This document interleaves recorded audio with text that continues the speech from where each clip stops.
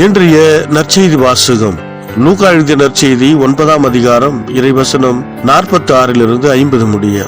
தங்களுக்குள் பெரியவர் யார் என்ற விவாதம் அவர்களிடையே எழுந்தது.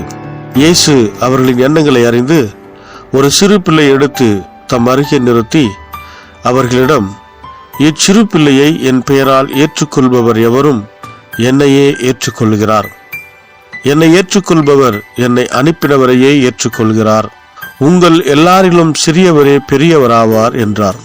யோவான் இயேசுவை பார்த்து, ஆண்டவரே, ஒருவர் உமது பெயரால் பேய் ஓட்டுவதை கண்டு நாங்கள் அவரை தடுக்க பார்த்தோம், ஏனெனில் அவர் நம்மை சாராதவர் என்றார். இயேசு அவரை நோக்கி, தடுக்க வேண்டாம், ஏனெனில் நமக்கு எதிராக இராதவர் நம் சார்பாக இருக்கிறார் என்றார். இது கிறிஸ்து வழங்கும் நற்செய்தி. கிறிஸ்துவே உமக்கு புகழ். ಲೂಕಾ ಅಧ್ಯಾಯ 9 ವಚನ 46-50 ತಮ್ಮಲ್ಲಿ ಯಾವನು ಅತ್ಯಂತ ಪ್ರಮುಖನು ಎಂಬುದರ ಬಗ್ಗೆ ಯೇಸುವಿನ ಶಿಷ್ಯರು ವಾದ ಮಾಡತೊಡಗಿದರು. ಅವರ ಆಲೋಚನೆಯು ಯೇಸುವಿಗೆ ತಿಳಿದಿತ್ತು.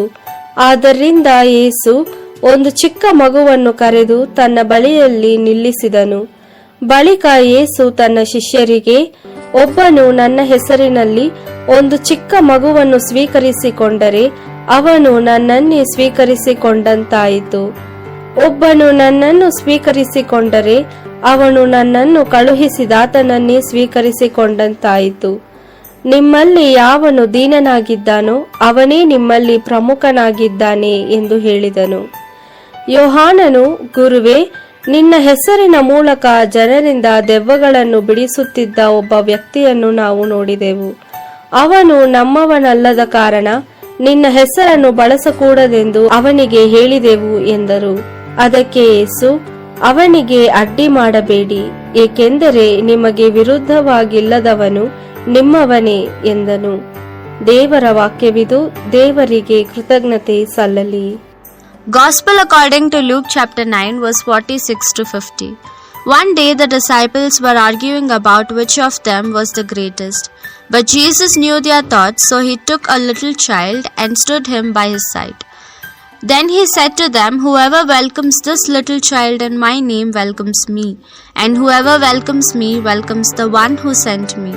For he who is the least among you all is truly the greatest. Then John spoke up, Master, we saw someone driving out demons by calling upon your name, and we tried to stop him because he does not follow you with us. But Jesus said, do not stop him.